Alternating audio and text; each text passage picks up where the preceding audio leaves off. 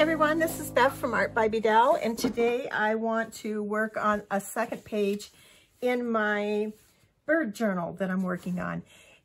We left off last time with this page, and I did add some corrugated cardboard at the bottom.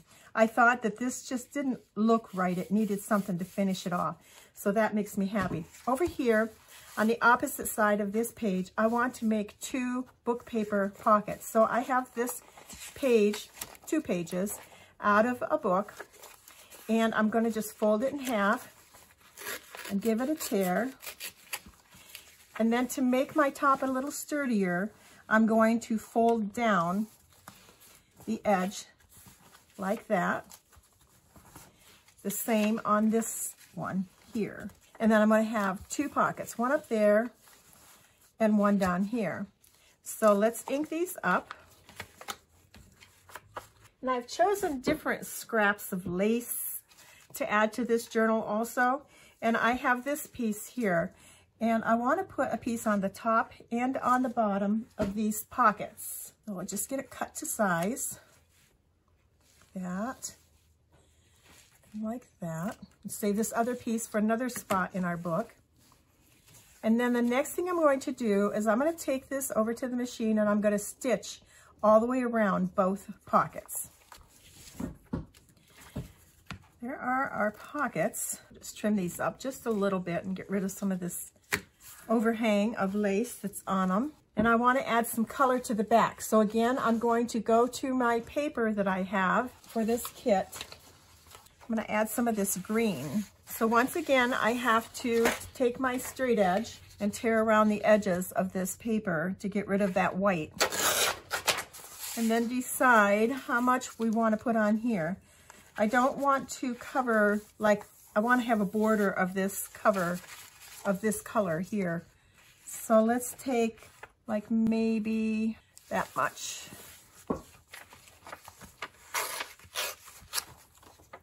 And let's take a little bit off the height of that also. And then we'll ink up around the edge of that. Now when I'm doing my journals and when I'm planning where I'm going to put my pockets and the different things, I tend to, if it's not, the paper doesn't lend itself to being journaled on, then I'll usually add a pocket or something. Now this could have been journaled on very easily actually, but I wanted to add a little stability to it, so I'm adding extra layers of paper and that. And then on the back side where I've done the gesso, we will save that for journaling. So let's glue this down. Lay our pockets on here and see what we think. Okay, that gives us enough color. Could pull this down a little bit like this and like this. That looks pretty. So I want to go around the outside edge of this piece of paper and stitch it. Now that's stitched down, we can add our pockets on. I'm going to use the 3-in-1 glue and go around the 2 short sides and the bottom, saving the top open for a pocket. Now I want to add some embossing paste to this. I think I got that a little crooked. There we go. So I'm going to take my stencil, the same stencil that I used last time, and my Golden Light modeling paste, and my spatula, and add some of this paste. And I'll probably go right over the lace, just like that.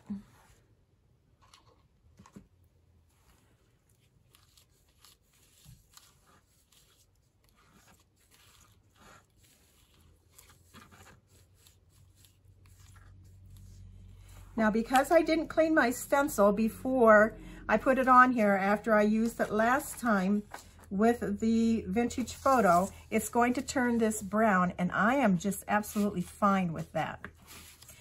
But I want to, right up there like that.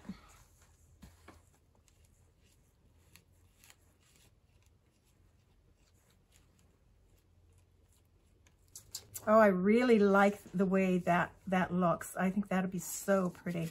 Yes, and I think that's enough also. Unless we want to do one more coming down from the top, and we'll just get a little bit there. Just a little bit here and here.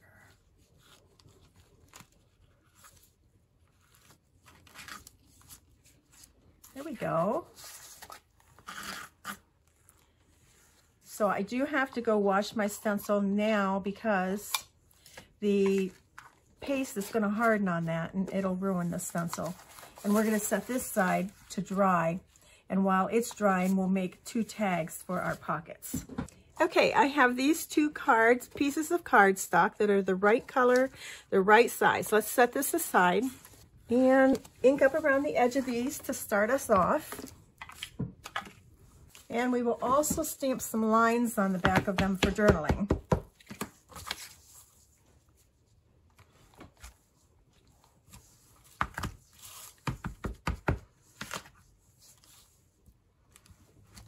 And the stamp that I'm using is an old stamp by Art Impressions called Q2310, and it's lines. You can get the same effect by using corrugated cardboard, by tearing a layer off the cardboard and then using that inside for stamping. Now I want to take the same stencil that we've been using and put some ferns on here, and we'll use our little applicator tool.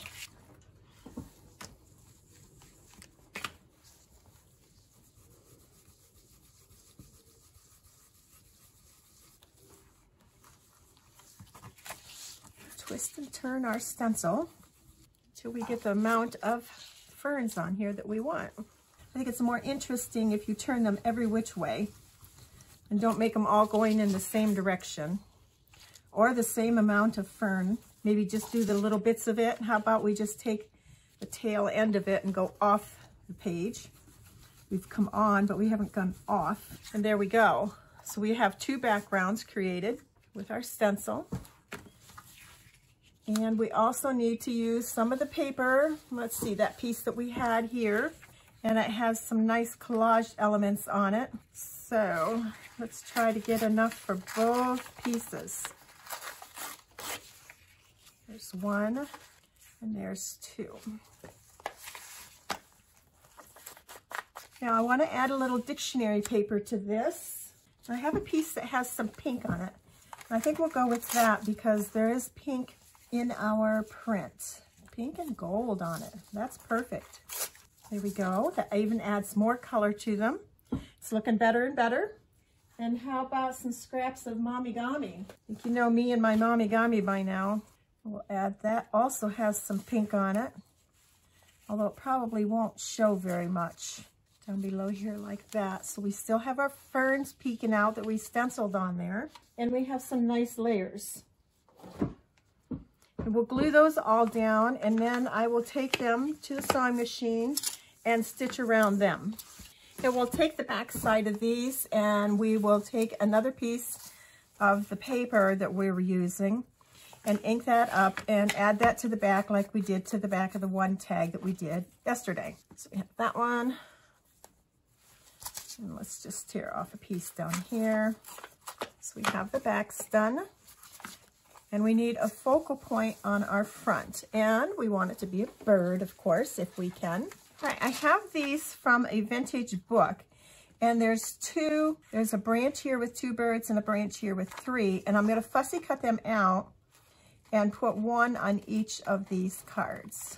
So I've cut them out and inked up around the edge, and I feel like they blend in too much. So I think we're going to have to add something behind them to make them pop out a little bit. So I don't know that printed paper, it might. Let's get some dictionary printout, or we've already added the dictionary, so let's not do that. Let me see what I have handy. I have some music paper. I'm wondering if we put some of that on there, I think the birds would stand out better. So let's tear a piece of that. Let's glue them onto it so that we get the size that we want. What's more appropriate than some music for our birds, right? All right, so then I want to tear it down just a little bit. And we'll ink it up. And I think that's much better. They stand out now. No sense in having a focal point if it's not a focal point and doesn't stand out very well. We'll put it right about, I don't want it right in the middle. Go down just about there. There, that's better. Now let's get the other ones on here too. And we'll just tear this a little bit and ink up around it. There, I'm happy with our bird cards, our journal cards for those 2 pockets. all except for I want to add some gold splattering to it. So I put this piece of paper behind it that I had, just some scrap paper from my printer. I think first off, I see a place where there's not enough glue on it. Find my art glitter glue over here, and let's make sure this is all glued down properly. There we go, that's better. So I have some of the, oh, it's gold, Dr. Phil Martin's iridescent calligraphy gold, copper plate gold ink. And I have it in this little container here. It's slightly watered down. And then I have my fan brush, and it's wet. I'll just stir this up a little bit here and give some splatters to our card. I'm living dangerously, guys. I don't want it on the bird's eyes, but they're so small. There we go. That's enough ink on that. I'll just set this aside so that it can dry, and we'll bring our page back. So our ferns are not dry yet.